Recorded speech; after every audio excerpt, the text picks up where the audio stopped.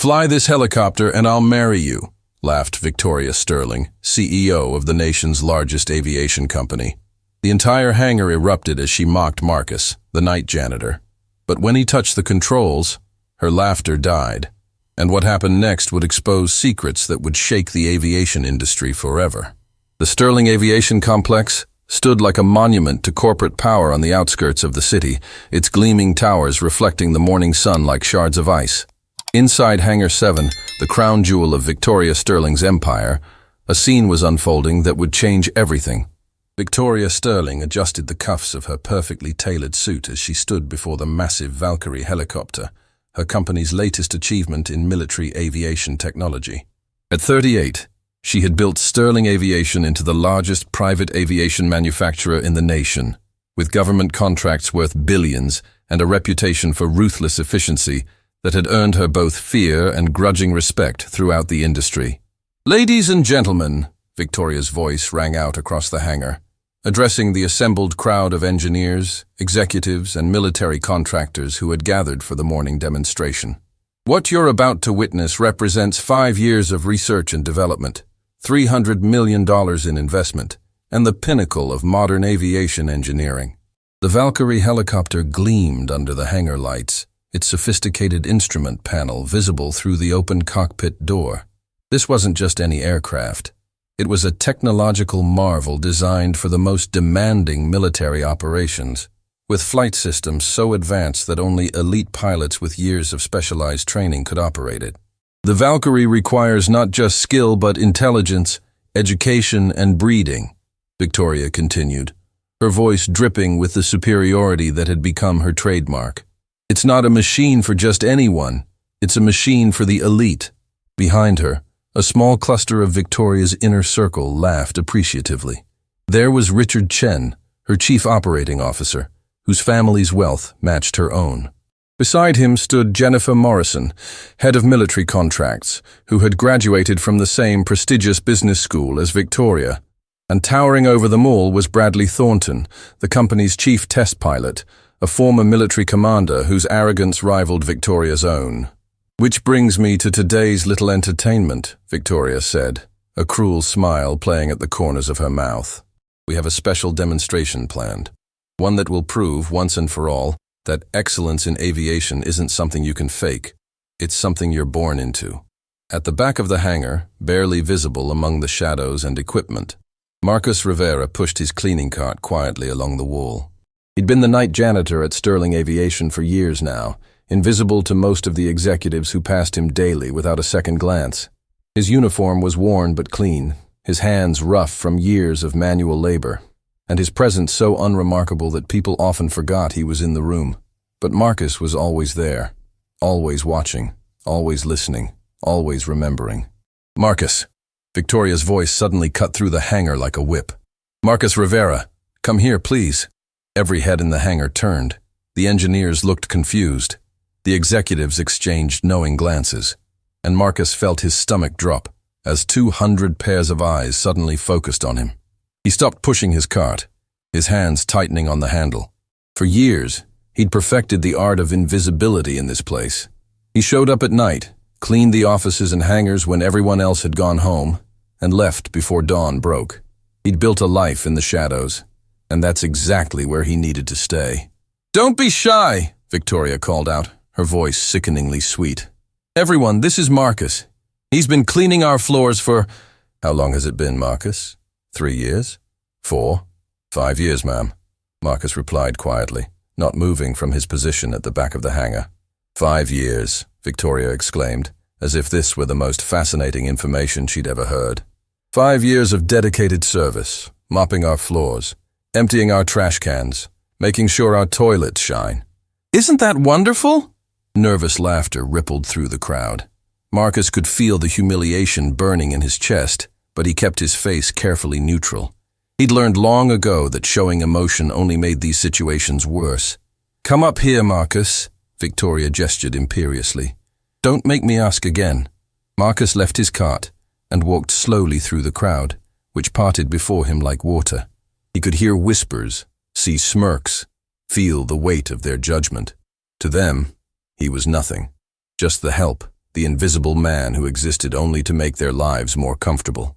When he reached the front, Victoria studied him with the same expression someone might use while examining an interesting insect. "Tell me, Marcus, have you ever been in a helicopter?" "No, ma'am." "Ever flown an airplane? Piloted anything? Even driven anything more complex than that cleaning cart of yours?" "No, ma'am." Victoria turned to her audience, her eyes sparkling with malicious delight. "You see, this is what I'm talking about. Some people are born to lead, to create, to soar above the clouds. And some people," she paused dramatically, "are born to clean up after those who do." The laughter was louder this time. Bradley Thornton actually slapped his knee. Richard Chen was recording the whole thing on his phone. Jennifer Morrison had her hand over her mouth, trying to contain her amusement. Marcus stood perfectly still, his face betraying nothing. But inside, something ancient and powerful was stirring, a fire he'd worked very hard to extinguish years ago. "But you know what?" Victoria said suddenly, her voice taking on a theatrical quality. "I'm feeling generous today. I'm feeling charitable. So I'm going to make you an offer, Marcus." She walked over to the Valkyrie helicopter and placed her hand on its side, with the reverence some people reserved for religious objects. "This magnificent machine represents the absolute pinnacle of human achievement in aviation. It requires years of training, advanced degrees in aeronautical engineering, and the kind of intelligence that, let's be honest, people like you simply don't possess." Marcus said nothing. He'd learned that silence was often the best response. "But," Victoria continued, building to her punchline, "I believe in giving everyone a chance. So here's my offer. If you can successfully fly this helicopter, if you can start it, take off, complete one circuit around the hangar, and land it safely, I will personally write you a check for $1 million. Gasps echoed through the hangar. $1 million. It was more money than Marcus could earn in 20 lifetimes as a janitor. "In fact," Victoria said, her smile widening as she warmed to her cruel joke, "if you can fly this helicopter, Marcus, I'll do more than give you money. I'll marry you." The hangar exploded in laughter. People were doubled over, wiping tears from their eyes. Bradley Thornton was laughing so hard he had to lean against the helicopter. Richard Chen's phone was still recording, capturing every moment of Marcus's humiliation for posterity. Victoria waited for the laughter to die down before continuing. "What do you say, Marcus? Want to try your hand at being a pilot? I mean, how hard could it be, right? If you can operate a mop, surely you can operate a multi-million-dollar military helicopter." More laughter. Someone in the back shouted, "Give him a chance," which only made everyone laugh harder. Marcus looked at the helicopter. Its sophisticated cockpit was visible through the open door. Dozens of instruments, switches, displays that would be incomprehensible to someone without extensive training. It was a beautiful machine, complex and powerful, and absolutely unforgiving of mistakes. "Come on, Marcus," Victoria pressed. "Where's your sense of adventure? Don't you want to be more than just a janitor? Don't you want to prove that you're worth something?"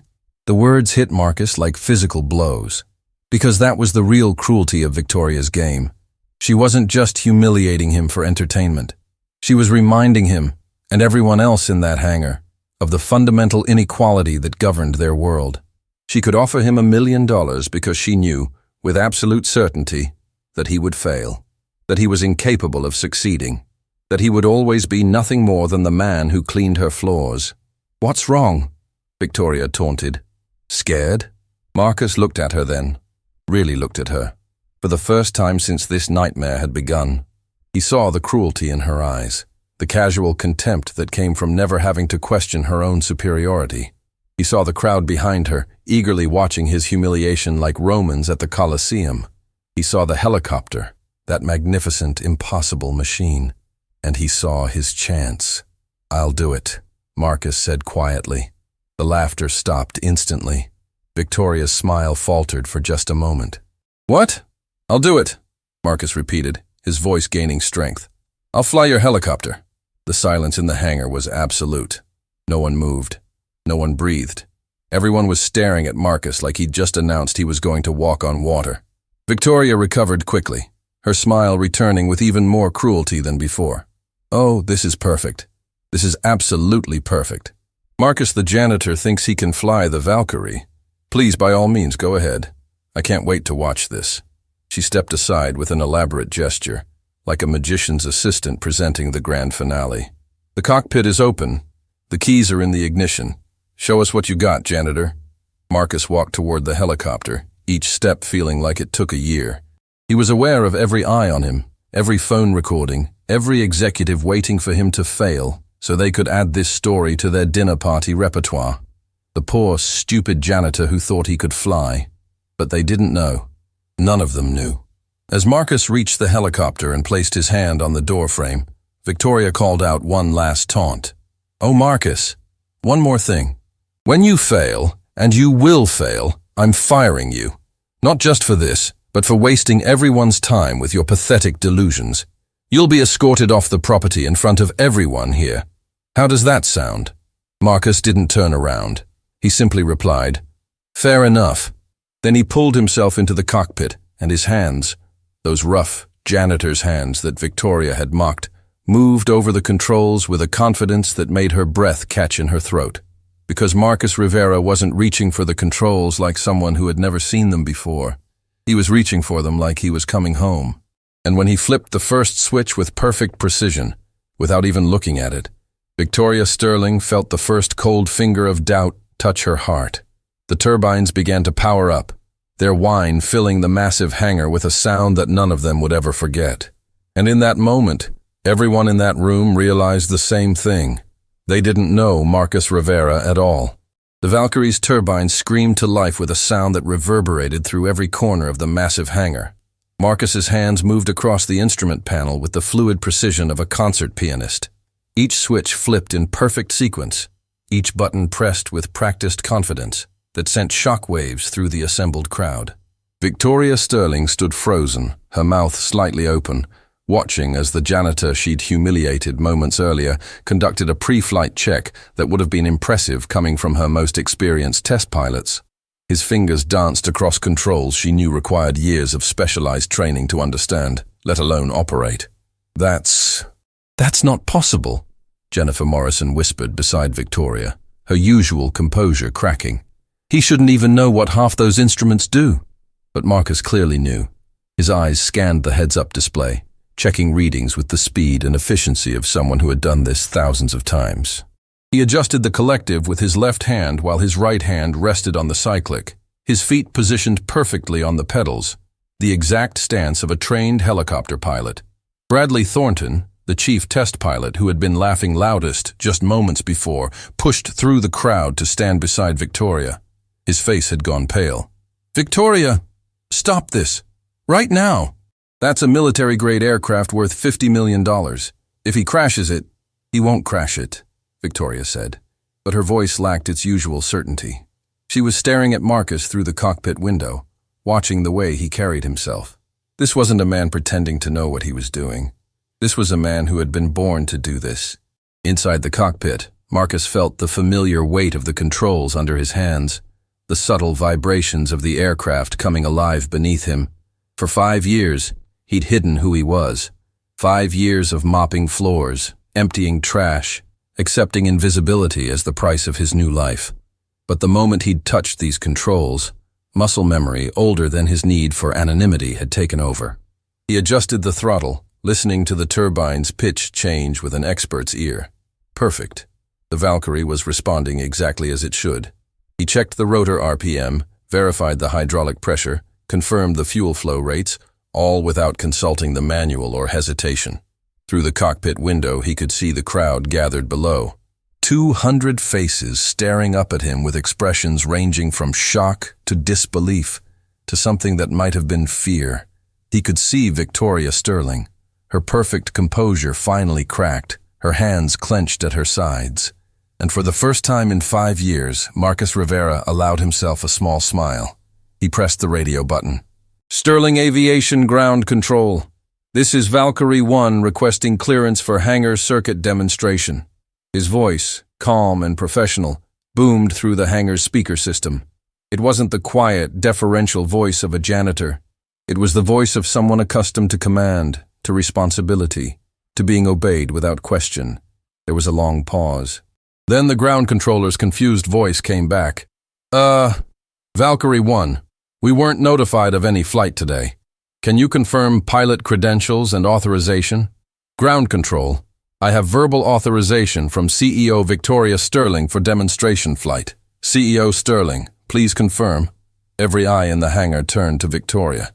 She stood like a statue, her mind racing. Every instinct screamed at her to stop this, to call security, to ground the helicopter immediately. But another part of her, the part that had built an aviation empire through calculated risks, needed to know. Needed to understand how a janitor could possibly know how to fly her most sophisticated aircraft. Authorization confirmed, Victoria heard herself say, her voice carrying across the hangar.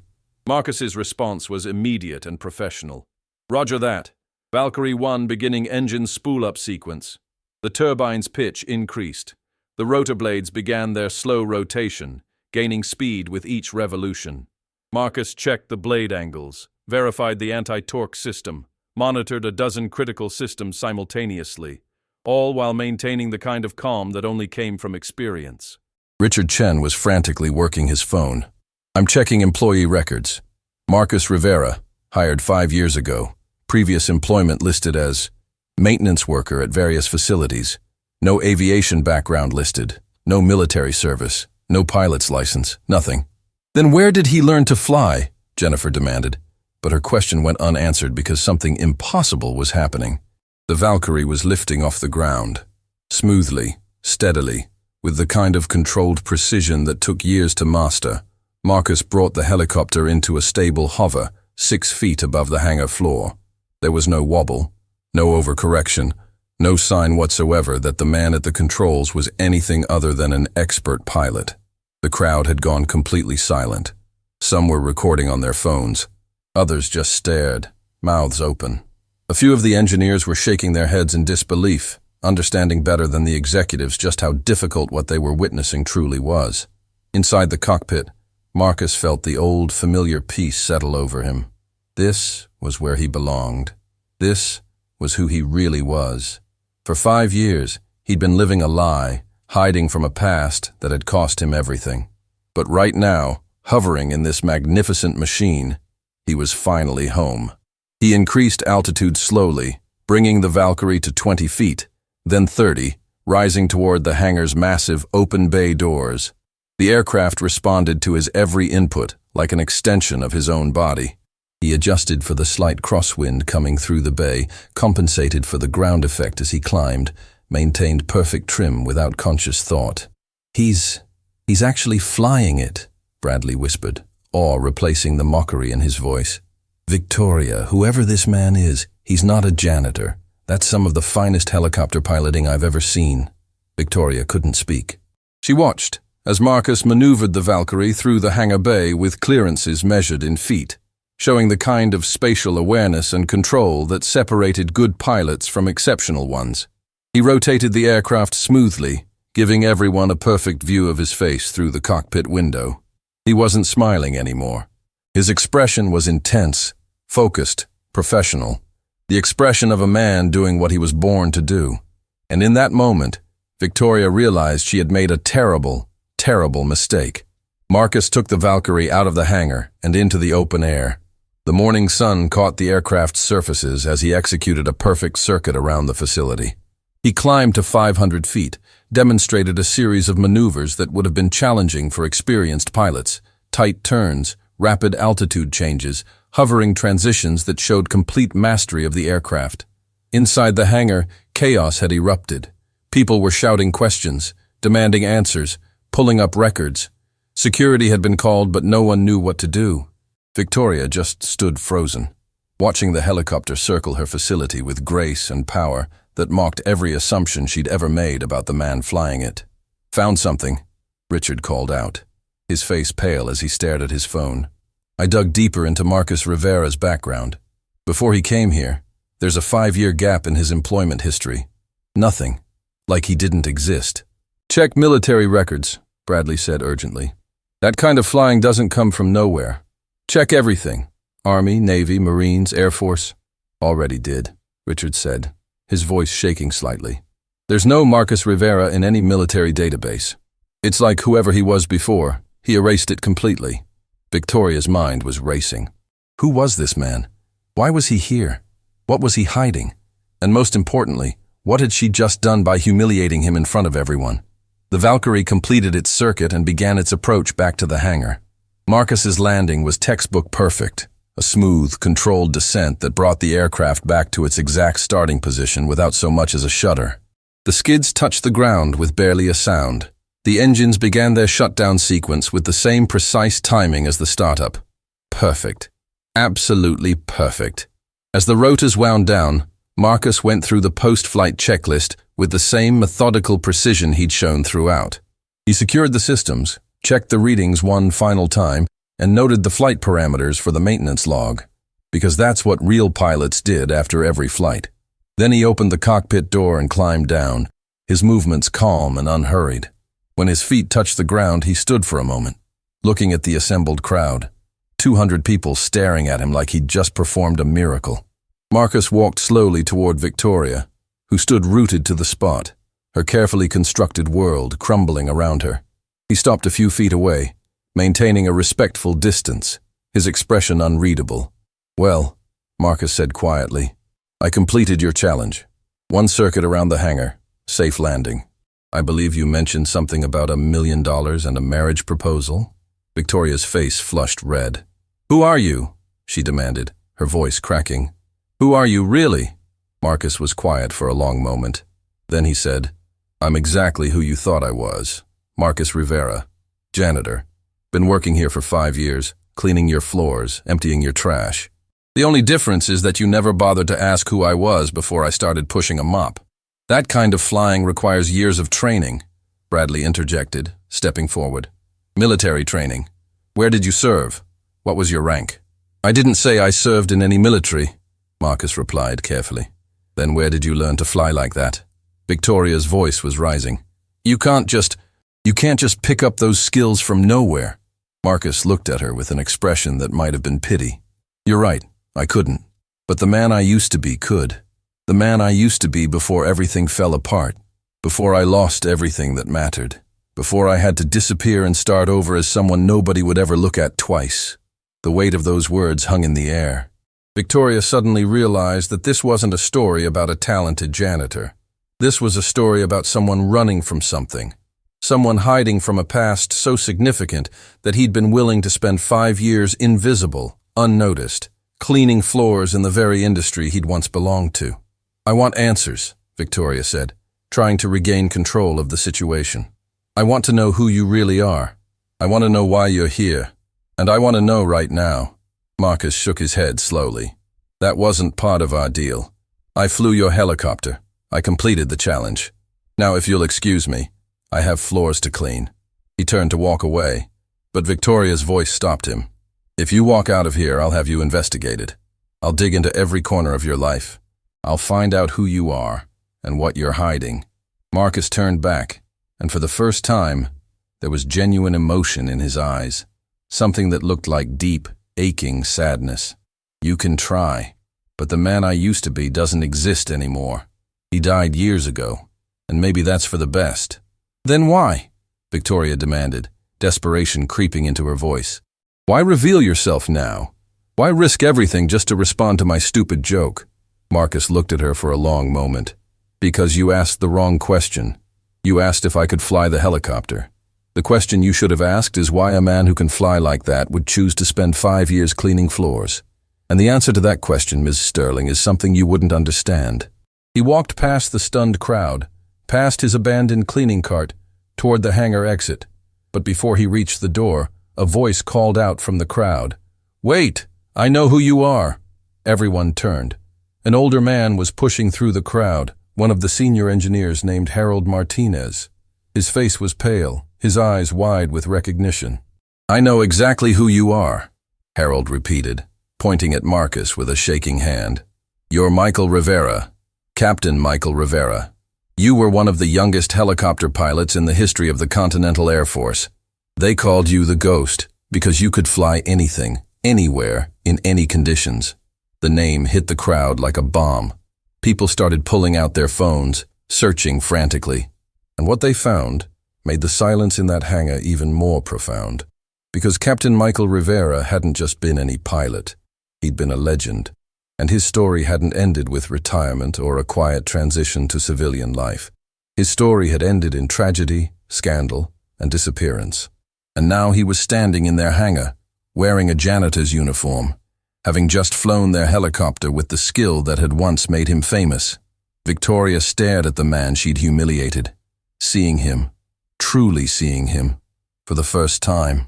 And she realized that she hadn't just made a mistake. She'd stepped into a story that was about to turn her entire world upside down. The name Captain Michael Rivera spread through the hangar like wildfire.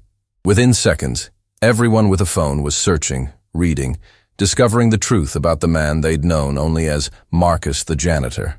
And what they found painted a picture so tragic, so devastating, that the mockery in the room died completely, replaced by a silence heavy with shame. Harold Martinez stood in the center of the crowd, his voice shaking as he continued. The Crimson Valley incident. 7 years ago. You were leading a rescue mission in the mountains during the worst storm in decades. Your team saved 43 people from a crashed transport. 43 lives saved in conditions that grounded every other pilot in the region. Michael, because that's who he truly was, stood motionless, his jaw clenched, as Harold revealed the story he'd spent 5 years trying to bury. But something went wrong on the final extraction, Harold continued, tears forming in his eyes. Your co-pilot, Lieutenant Sarah Chen, she didn't make it out. The helicopter went down on the return flight. They said it was mechanical failure. They said no one could have prevented it. But the investigation... Stop. Michael's voice cut through the hangar like a blade. It wasn't loud, but it carried an authority that made everyone freeze. That's enough. Victoria stared at her phone screen, reading the articles that were appearing in her search results. The heroic rescue, the tragic crash, the investigation that had followed. And then, the part that made her blood run cold, the accusations. They blamed you, Victoria whispered, looking up at Michael. The victim's family blamed you for her death. They said you took unnecessary risks. They sued the Air Force, sued you personally. The media destroyed you even though you were cleared of all wrongdoing. Michael's eyes met hers, and in them, Victoria saw something that made her chest tighten. A grief so profound it seemed to have carved itself into his soul. Sarah Chen was 26 years old. She had just gotten engaged. She was going to be married the following month. She died because I made a choice. Save those people, or wait for conditions to improve. I chose to save them. I'd make the same choice again. But her family, Jennifer started. Her family lost someone they loved, Michael interrupted, his voice thick with emotion. They needed someone to blame. I understood that. But what I didn't understand was how the media turned a rescue mission into a witch hunt. How every news outlet ran stories about the reckless pilot who got his co-pilot killed.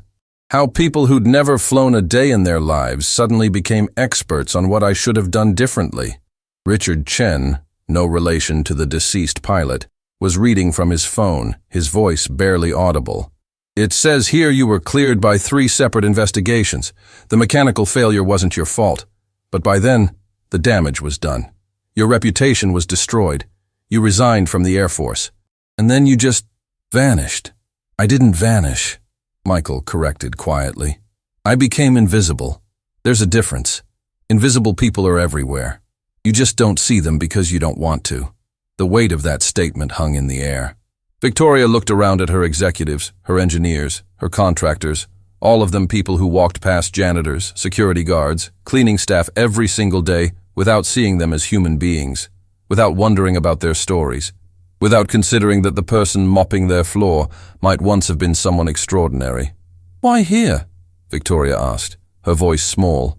Why Sterling Aviation? Why work for me? Michael's laugh was bitter. You really don't know, do you? Know what? Your father, Thomas Sterling, was the one who manufactured the helicopters we flew that day. His company built the Crimson Valley Rescue Fleet.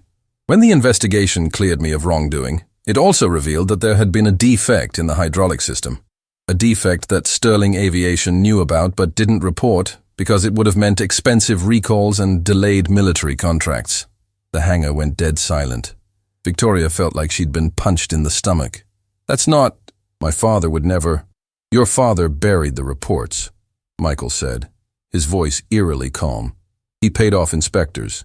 He falsified safety records. And when Sarah died because of his negligence, he made sure the investigation focused on pilot error instead of manufacturing defects. He let me take the fall to protect his company's reputation. Victoria's phone slipped from her hands, clattering on the concrete floor. Around her, executives were exchanging panicked glances. This wasn't just a story about a heroic pilot anymore. This was about corporate cover-ups, negligence, and a death that could have been prevented. I spent 2 years trying to prove what happened, Michael continued, his voice gaining strength. 2 years collecting evidence, talking to engineers, finding the truth. And you know what I discovered? Your father was very good at making evidence disappear. Very good at making people disappear too. Witnesses lost their jobs. Engineers who spoke up found themselves blacklisted. Everyone who knew the truth learned very quickly that silence was safer. If you knew all this, Bradley interjected, finding his voice, why didn't you go to the authorities? Why didn't you expose him? I tried, Michael said simply. But when you're a disgraced pilot with a destroyed reputation fighting against one of the most powerful aviation companies in the country, no one listens. No one believes you. They call you bitter, obsessed, unable to let go. So I realized I needed a different approach. Victoria's mind was racing. You came here to spy on us. You've been here for 5 years, watching, waiting, learning, Michael corrected. For 5 years I've cleaned your offices. I've emptied your trash.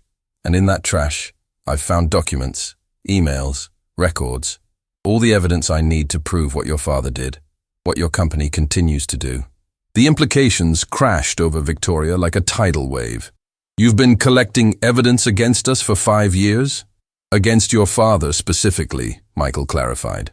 Thomas Sterling is the one responsible for Sarah's death, but he's been very careful, very protected, until now. Richard Chen's face had gone pale. Thomas Sterling died 2 years ago. Victoria's been running the company since then. I know, Michael said, looking directly at Victoria. And I've watched you, Ms. Sterling. For 2 years, I've watched how you run this company, how you treat your employees, how you've continued your father's legacy of putting profits over people. The same arrogance, the same contempt for anyone you consider beneath you. You're exactly like him. The accusation hit Victoria like a physical blow. She wanted to deny it, to defend herself, but the morning's events replayed in her mind, how she'd humiliated this man, how she'd treated him like he was worthless, how she'd laughed at the thought of him having any value beyond cleaning floors. So this morning, Victoria said slowly, understanding dawning, when I challenged you to fly the helicopter, you gave me exactly what I needed, Michael finished. For 5 years I've been invisible, just another janitor that nobody notices. But now, thanks to your little game, I've flown your helicopter in front of 200 witnesses. My identity has been revealed, and every person in this hangar is going to go home tonight and tell this story. By tomorrow, it'll be on the news. The ghost returns. Legendary pilot was working as janitor. Or the media will have a field day. And when they start digging into why you were working here, Jennifer realized, horror dawning on her face, they're going to find out about your connection to the Crimson Valley incident. About Sterling Aviation's role in Sarah Chen's death. Exactly, Michael confirmed. The story isn't about a janitor who can fly. The story is about why a hero was forced to become a janitor. And once that question gets asked, all the evidence I've collected over 5 years is going to come out. Every document, every email, every proof of your father's cover-up. The truth about Sarah Chen's death will finally be told. Victoria felt the room spinning. Her entire world, her company, her reputation, her father's legacy, was about to come crashing down. And she had triggered it herself with her cruel joke. You planned this, she whispered. You've been planning this for 5 years. You waited for the perfect moment, the perfect opportunity to expose us. No, Michael said, and there was genuine surprise in his voice. I never planned this moment. I've been collecting evidence, yes. Building a case, yes. But I was nowhere near ready to go public. I needed more time, more proof, more protection. What happened today was improvised. Then why? Victoria demanded. Why did you accept my challenge? Why reveal yourself now if you weren't ready? Michael looked at her for a long moment, and when he spoke, his voice was quiet, but intense. Because when you were mocking me, when you were laughing at the stupid janitor who couldn't possibly fly your helicopter, I wasn't thinking about my plan or my evidence or my revenge. I was thinking about Sarah. His voice cracked slightly. Sarah Chen was the best co-pilot I ever flew with. She was smart, dedicated, and she believed that aviation was about saving lives. And she died because someone decided that safety reports were less important than profit margins. She died because people like your father thought that workers were disposable, that rules didn't apply to the powerful, that the lives of ordinary people didn't matter. And this morning, when I heard you treating me, treating any human being, with that same contempt, something inside me broke.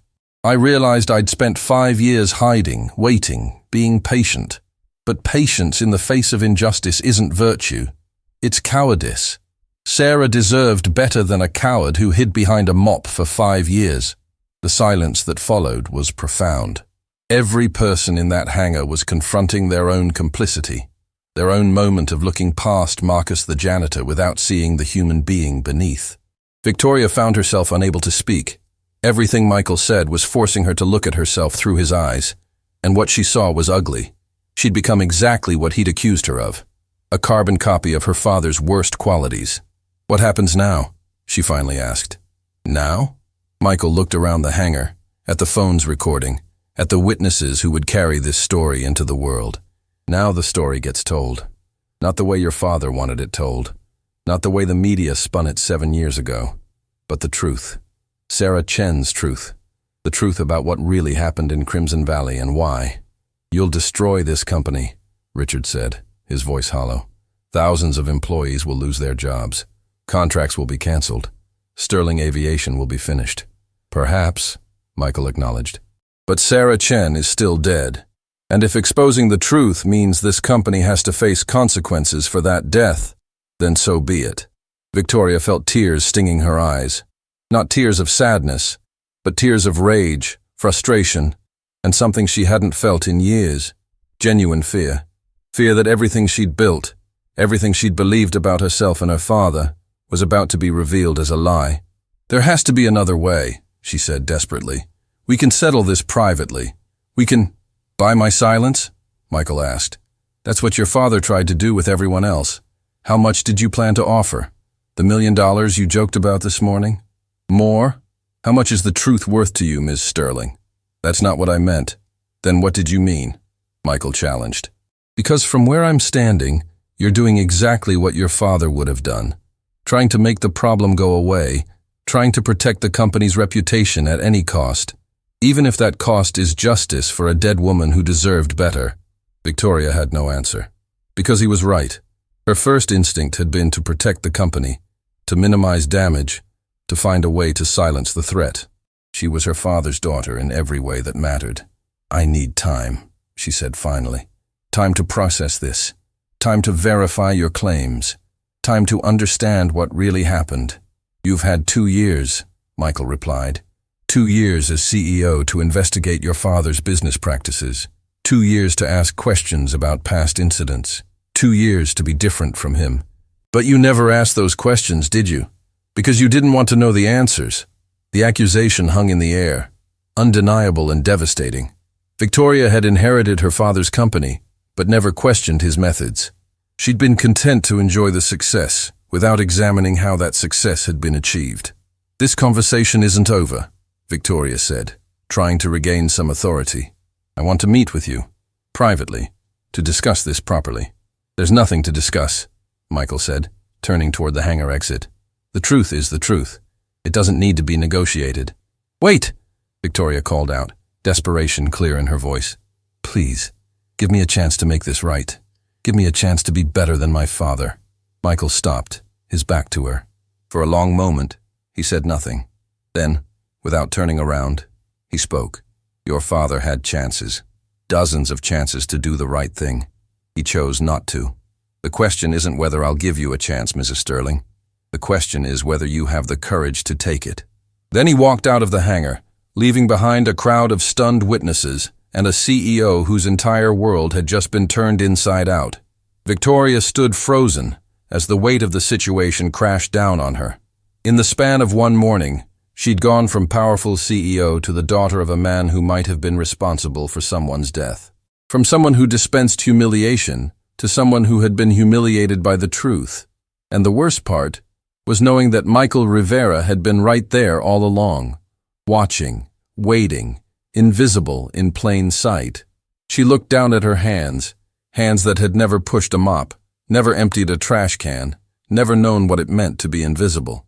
And she wondered how many other invisible people she'd overlooked in her climb to the top, how many other stories she'd never bothered to hear, how many other lives she'd dismissed as unimportant. The answers terrified her.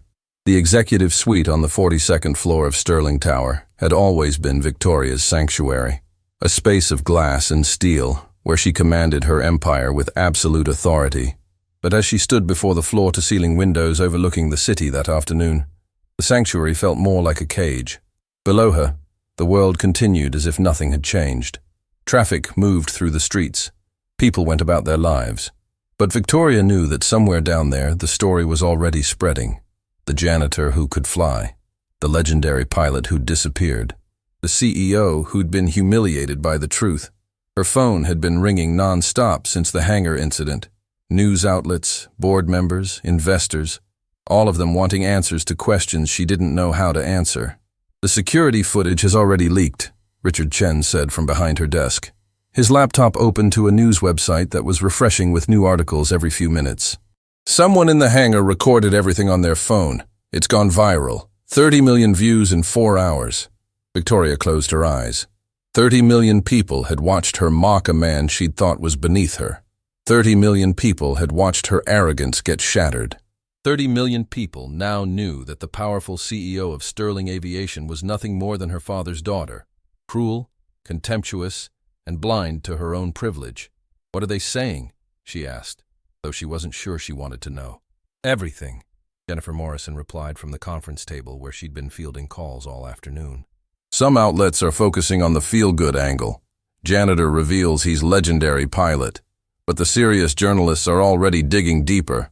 They're asking about Crimson Valley, about Sarah Chen, about your father's role in the investigation. And what are we telling them? Nothing for now, Jennifer said. But that won't last. Marcus, Michael, whatever we're calling him, he clearly has evidence. Documents, emails, things that could be verified. If even half of what he claims is true, then my father committed corporate manslaughter, Victoria finished, the words tasting like ash in her mouth. And I've been running a company built on that lie for 2 years without knowing it. She turned from the window to face her inner circle. Richard and Jennifer had been with her since she'd taken over the company. They'd been loyal, efficient, and utterly devoted to Sterling Aviation's success. But looking at them now, Victoria wondered how much they'd known, how much they'd suspected, but never questioned. Did you know? She asked suddenly. About the cover-up? About what happened with the Crimson Valley investigation? Richard and Jennifer exchanged glances. The pause before Jennifer answered told Victoria everything she needed to know. We'd heard rumors, Jennifer admitted carefully. Nothing concrete. Just whispers about investigations that got shut down too quickly. Safety reports that went missing. Engineers who suddenly left the company without explanation. And you never thought to tell me? Your father made it very clear that certain topics were off limits, Richard said. Anyone who asked too many questions found themselves looking for new employment. We learned not to dig into the past. Victoria felt sick. The culture of silence her father had created hadn't died with him. It had continued under her leadership because she'd never thought to question it. She'd been so focused on maintaining her father's empire that she'd never stopped to ask how that empire had been built. I need to see everything, Victoria said, her voice gaining strength. Every file, every record, everything related to the Crimson Valley incident and the investigation that followed. I want the truth, no matter how ugly it is. Victoria, Jennifer said carefully, if you start digging into this, you might not like what you find. And once you know, you can't unknow it. You'll have to decide what to do with that information. I already know I won't like it, Victoria replied. Michael Rivera didn't spend 5 years collecting evidence against a company that did nothing wrong. My father covered something up. Something bad enough that it destroyed an innocent man's life. I need to know what that was. Richard closed his laptop. The old files are in the archives. Sub-basement level 3. Your father kept certain documents in a private storage area that only he had access to. After he died, we sealed it. You'll need your executive clearance and 2 security officers as witnesses to open it." "Then let's go," Victoria said, already moving toward the door. "Now?" Jennifer looked surprised. "Victoria, it's almost 6 p.m. Can't this wait until—" "No," Victoria cut her off. "It can't wait. I've been blind for 2 years. I'm not staying blind for 1 more day." The archives of Sterling Aviation were buried 3 levels below the main building, a temperature-controlled vault where decades of corporate history gathered dust. Victoria had been down here only once before, shortly after her father's death, and she'd found the space oppressive. Rows of filing cabinets and storage boxes stretching into shadows, the weight of the building pressing down from above. Now, as she walked through the narrow aisles flanked by Richard and 2 security officers, the oppression felt different. This wasn't just corporate history. This was a graveyard of secrets. "Your father's private storage is in the back," Richard said, leading them to a reinforced door with a biometric lock. "He had this installed 5 years before he died. None of us ever knew what was inside." Victoria pressed her palm to the scanner. The lock clicked open with a sound that felt far too loud in the quiet space. Inside was a small room, maybe 15 feet square, with filing cabinets lining 3 walls and a small desk in the center. "Leave us," Victoria said to the security officers. "Ma'am, protocol requires—" "I said leave us," Victoria repeated, her voice harder. "Richard and Jennifer will witness whatever I find. You're dismissed." The officers left reluctantly. Victoria waited until their footsteps faded before approaching the filing cabinets. Each drawer was labeled with a year. She found the one marked 7 years ago and pulled it open. Inside were hundreds of documents, all meticulously organized and labeled. But it was the red folder at the front that caught her attention. The label read simply, "Crimson Valley, Confidential." Victoria's hands trembled as she pulled it out and opened it on the desk. Inside were investigation reports, engineering analyses, internal memos, and, her stomach dropped, handwritten notes in her father's distinctive script. She began reading. The first document was an internal engineering report dated 2 months before the Crimson Valley incident. It detailed a potential hydraulic system defect in the military helicopter fleet that Sterling Aviation had manufactured. The defect was minor under normal conditions, but under extreme stress, like the kind experienced during mountain rescue operations in severe weather, it could cause catastrophic failure. The report recommended immediate inspection of all units and possible recall. Her father's handwritten note in the margin read, "Too expensive. Find another solution." The next document was a memo from the chief engineer explaining that there was no cheaper solution. The entire hydraulic system would need to be replaced to eliminate the risk. The cost would be astronomical. Delivery schedules would be delayed. Military contracts would be jeopardized. Her father's response, in his own handwriting, "Bury it. The probability of failure under those specific conditions is minimal, not worth the cost or attention." Victoria felt tears burning her eyes as she continued reading. Document after document showed her father making the conscious choice to ignore the defect, to hide the evidence, to prioritize profit over safety. And then came the reports from after the crash. Sarah Chen's helicopter had experienced exactly the failure the engineers had warned about. The hydraulic system had catastrophically failed during the return flight from the rescue operation. The helicopter had gone down in a remote area. Lieutenant Chen had died on impact. Captain Michael Rivera had survived with severe injuries but had managed to activate the emergency beacon. But that's not what the official investigation report said.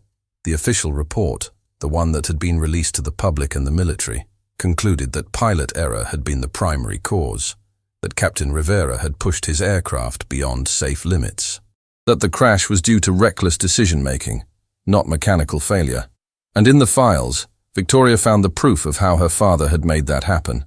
Payments to inspectors, falsified maintenance records, pressure applied to investigators, witnesses who'd changed their testimony after receiving lucrative consulting contracts with Sterling Aviation, engineers who'd been quietly fired and forced to sign non-disclosure agreements. Her father had orchestrated an elaborate cover-up, and he'd done it methodically, leaving a paper trail that proved his guilt beyond any doubt. But he'd hidden that paper trail so well that no one had found it, until now. "Oh God," Jennifer whispered, reading over Victoria's shoulder. "Thomas really did it. He let an innocent woman die to protect the company's reputation. It's worse than that, Richard said, his voice hollow. Look at the dates on these payments. He was bribing inspectors and falsifying records for years. Crimson Valley wasn't the first incident. It was just the first one that resulted in a death that couldn't be hidden. Victoria's vision blurred with tears as the full scope of her father's crimes became clear. How many other defects had he buried? How many other accidents had he covered up? How many other lives had been endangered by his choice to put profits over people? And she'd spent 2 years defending his legacy without knowing what that legacy truly was. There's more, Richard said quietly, pulling out another folder. This one was labeled Rivera Investigation. Inside were private investigator reports tracking Michael's activities after he'd left the Air Force. Her father had been watching him, monitoring his attempts to prove the truth, sabotaging his efforts at every turn. One memo, dated 5 years ago, caught Victoria's attention. Rivera has gone underground, cannot locate. Consider threat neutralized. Michael had disappeared 5 years ago, right around the time he'd started working at Sterling Aviation as Marcus the janitor. He'd gone deep undercover, becoming invisible, because it was the only way to investigate without her father knowing. He's been living in fear for 5 years, Victoria realized aloud, hiding his identity, giving up everything he was, because he knew that if my father found him, he'd be silenced like everyone else.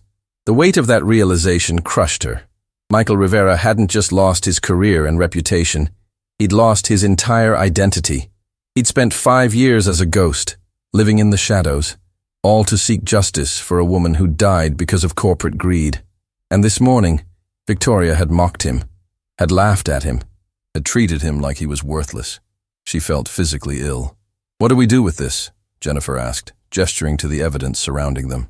If this gets out, Sterling Aviation is finished. Criminal charges, civil suits. The company will collapse. Victoria looked at the files spread across the desk. Proof of her father's crimes. Proof of a cover-up that had destroyed an innocent man's life. Proof that the company she'd dedicated her life to was built on lies and blood. She thought about the easy path. Reseal the room, destroy the evidence, continue the cover-up that her father had started. Protect the company. Protect herself. Let Michael Rivera remain the villain in this story. But then she thought about Sarah Chen, 26 years old, engaged to be married, dead because someone had decided her life was worth less than a profit margin. She thought about Michael, forced to live as a ghost for 5 years, stripped of everything he'd earned, everything he'd been, because he'd tried to do the right thing. And she thought about the woman she'd become, a carbon copy of her father's worst qualities, blind to suffering, contemptuous of those beneath her. We release it, Victoria said quietly. All of it. Every document. Every email. Every proof of what my father did. Victoria, you can't be serious, Richard protested. This will destroy everything. Good, Victoria interrupted, her voice gaining strength. It should be destroyed. A company built on lies and covered up deaths doesn't deserve to survive. My father's empire needs to fall. But what about the employees? Jennifer asked desperately. Thousands of people depend on Sterling Aviation for their livelihoods. They're innocent in all this. I know, Victoria said, and the weight of that knowledge nearly broke her. But staying silent makes me complicit. Continuing the cover-up makes me as guilty as my father. I won't do that. I won't be him. She began gathering the files, her hands steady despite the tears streaming down her face. Call the media, all of them. Tell them I'm holding a press conference tomorrow morning. Tell them I have information about the Crimson Valley incident that the public needs to hear. They'll crucify you, Richard warned.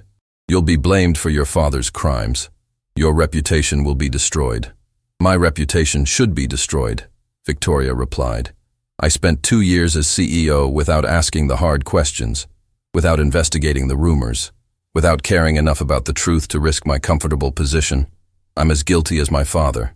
Maybe more so because I had the chance to be different and I chose not to be. She looked at her executives, her friends, her confidants, and saw their fear. But beneath that fear, she saw something else. Respect. Perhaps for the first time, they were seeing her not as Thomas Sterling's daughter, but as her own person, someone capable of choosing right over easy. Get me Michael Rivera's contact information. Victoria said. "I need to speak with him before the press conference. I need to apologize, and I need to ask him what he thinks justice for Sarah Chen should look like. He might not want to talk to you," Jennifer pointed out. "Probably not," Victoria agreed. "But I have to try. He spent 5 years seeking the truth. The least I can do is make sure that truth is told correctly." As they left the archives, Victoria felt something she hadn't experienced in years: clarity. Her world was about to collapse. Her company would likely be destroyed. Her reputation would be ruined. But for the first time since her father's death, perhaps for the first time in her entire life, she was choosing to do the right thing, regardless of the cost. It was terrifying. It was liberating. It was necessary. And somewhere in the city, Michael Rivera, the man she'd humiliated that morning, the man who'd spent 5 years living as a ghost, held the other half of this story. Victoria needed to hear it, all of it, not as a CEO trying to manage a crisis, but as a human being trying to understand the consequences of her father's choices and her own. The address Richard had found for Michael Rivera led Victoria to a neighborhood she'd never visited before, a quiet area on the edge of the city where old apartment buildings stood shoulder to shoulder, their facades weathered but dignified. This was where working people lived. People who rode the bus to their jobs, people who counted their money carefully at the end of each month. People Victoria had never thought about. She stood outside the building as evening shadows lengthened across the street, clutching the folder of evidence against her chest like a shield. Her driver had offered to wait, but she'd sent him away. Whatever happened next, she needed to face it without the protective bubble of wealth and power. The building's entrance was unlocked. She climbed 3 flights of stairs, no elevator, and found apartment 3C at the end of a narrow hallway. She raised her hand to knock, then hesitated. What was she even doing here? What could she possibly say to make up for what her father had done, what her family had stolen from this man? But then she remembered Sarah Chen, 26 years old, dead because of corporate greed, and she knocked. The door opened slowly. Michael stood there, having changed from his janitor's uniform into simple civilian clothes. Without the uniform, he looked different, younger somehow, despite the weariness in his eyes. He looked like what he was, a man who'd been forced to live half a life for half a decade. "Miss Sterling," he said, surprise evident in his voice. "I didn't expect to see you here." "May I come in?" Victoria asked. "Please, I need to talk to you." Michael hesitated, then stepped aside. The apartment was small, a studio with a kitchenette, a narrow bed, and a desk covered in papers. The walls were bare except for one photograph, a woman in a military flight suit, smiling at the camera with the kind of joy that comes from doing what you love. Sarah Chen. Victoria felt her throat tighten as she looked at the photo. She'd read about Sarah in the reports, had seen her name in the investigation files, but seeing her face, young, alive, full of promise, made the tragedy real in a way the paperwork hadn't. She was beautiful, Victoria said softly. She was brilliant, Michael corrected, his voice thick with emotion. Sarah could read weather patterns better than computers. She could fly in conditions that grounded everyone else. She was going to be married to a teacher named David Park. They'd been planning a small ceremony in her hometown. She wanted 3 kids and a dog. She loved terrible action movies and expensive coffee. She cried during every takeoff because flying still made her emotional even after years of training. Michael walked to the photograph and touched its frame gently. She was a real person, Ms. Sterling. Not just a name in a file, not just a statistic. She had dreams and fears and people who loved her. And she died because your father decided that safety protocols were too expensive. Victoria set the folder on Michael's desk, her hands shaking. I found these in my father's archives. Evidence of everything he did. The cover-up, the bribes, the falsified reports, all of it. Michael opened the folder and began reading. As he went through the documents, Victoria watched emotions flicker across his face. Anger, vindication, grief, exhaustion. When he finally looked up, his eyes were wet with tears. 7 years, he whispered. 7 years I've been called a liar, called reckless, called a killer. And all this time, the proof was sitting in a locked room in your building.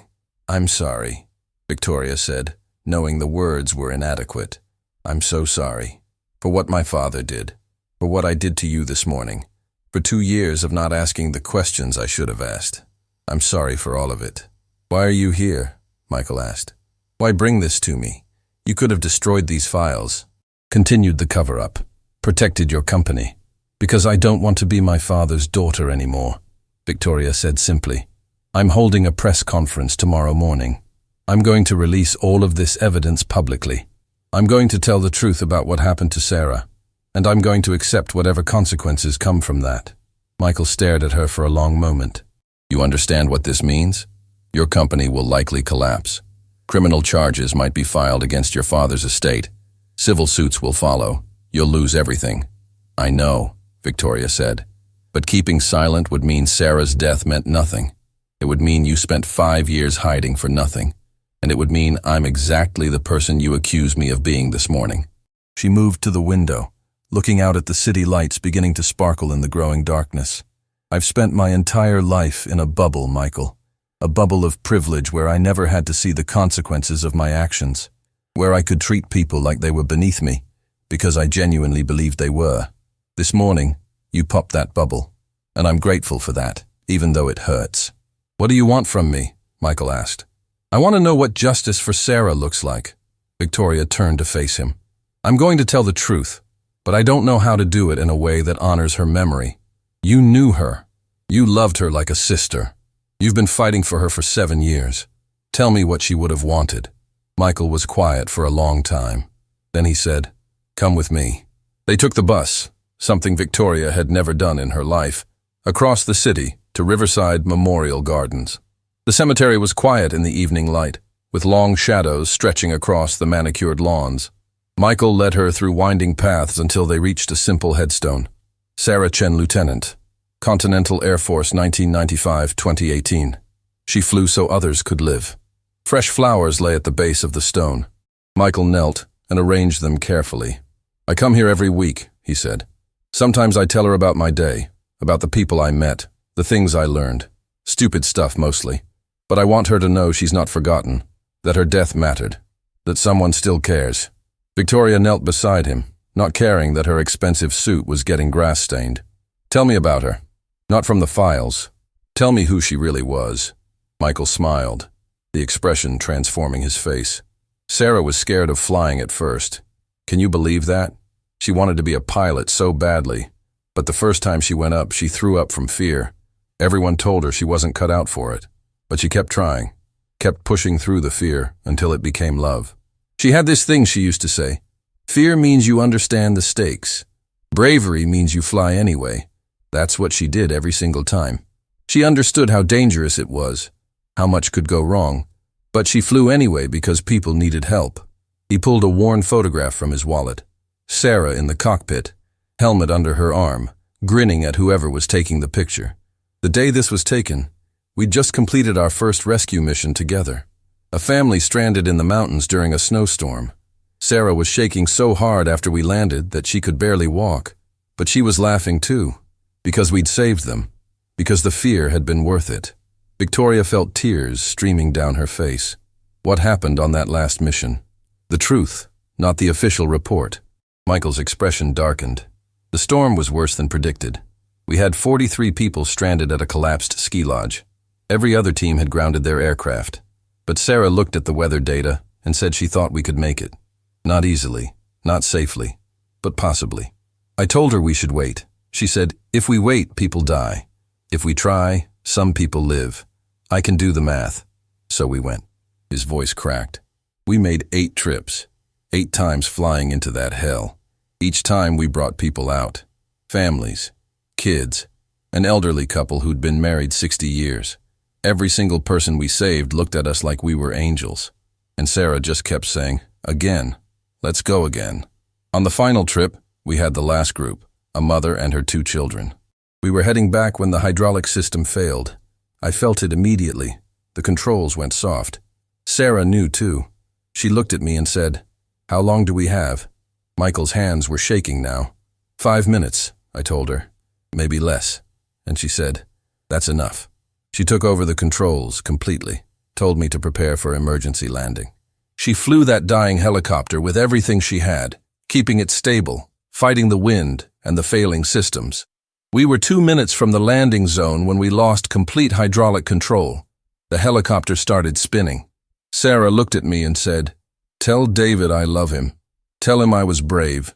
Then she gave me her flight vest, the one with the emergency beacon, and told me to hold the family tight. Victoria was openly sobbing now, but Michael continued, needing to finish the story. She managed to control the descent enough that when we hit, the passenger compartment took the least damage. The mother and her kids survived with minor injuries. I survived with broken ribs and a concussion. But Sarah, he couldn't continue for a moment. The impact killed her instantly. She'd positioned the helicopter so that she'd take the worst of the crash. She saved all of us with her last act. She was a hero in every sense of the word. And my father made her death meaningless, Victoria whispered. He turned her sacrifice into a lawsuit, her heroism into pilot error. Worse, Michael said bitterly. He made people believe she died because I was reckless, that I'd pushed too hard, taken too many risks. Her family believed it. David believed it. The media believed it. Everyone believed I'd killed her through arrogance and poor judgment. I tried to tell them the truth, but without proof I was just a disgraced pilot with an agenda.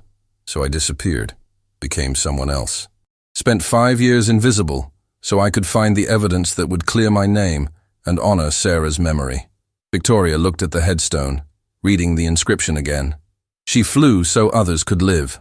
What would she want now? If she could tell me what to do tomorrow, Michael thought carefully. Sarah believed in redemption. She believed people could be better than their worst moments. She'd want the truth told, yes, but she'd also want it to mean something. She'd want it to change things so that no other pilot, no other hero, would be sacrificed to protect corporate profits. "I can do that," Victoria said. "Tomorrow, I'll tell Sarah's real story, but I'll also announce the creation of the Sarah Chen Aviation Safety Foundation. Every dollar my father saved by cutting corners will go into it.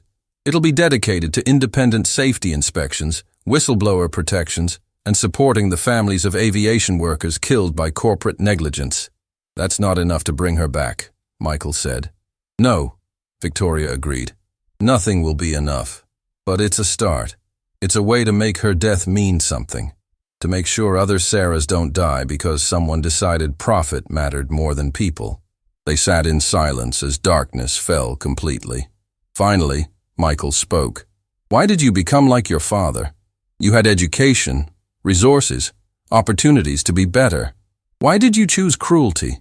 Victoria considered the question carefully. "Because cruelty was easier. Because kindness requires seeing people as human. And that's exhausting when you're trying to run an empire. Because my father taught me that the world was divided into winners and losers, and I wanted to be a winner. But this morning, when you called me worthless, when you laughed at the idea that I could have value, I heard my father's voice. I saw his face, and I realized I'd spent my whole life trying to earn his approval by becoming exactly like him. Even after he died, I was still trying to make him proud. I don't want that anymore," she continued. "I don't want to be someone who looks at human beings and sees only their usefulness to me. I don't want to be someone who trades lives for profit margins. I want to be better. I need to be better." "That's going to cost you everything," Michael warned.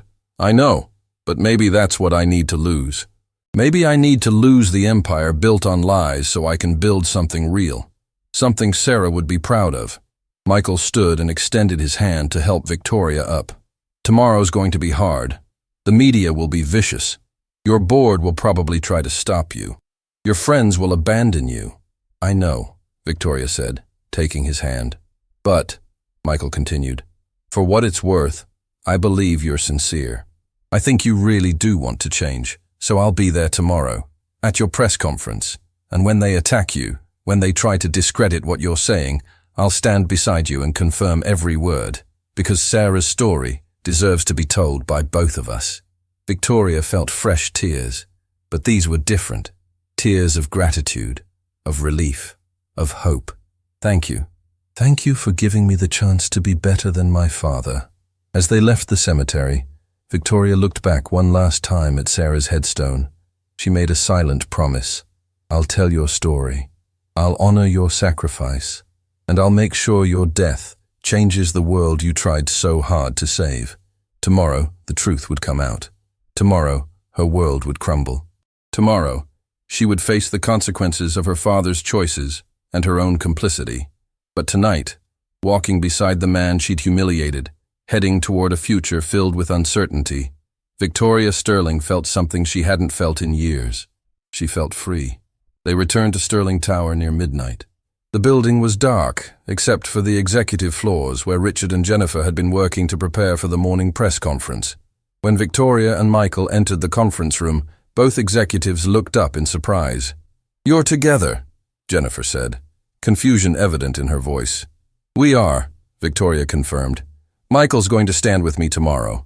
We're going to tell Sarah's story together." Richard pulled up a news feed on the main screen.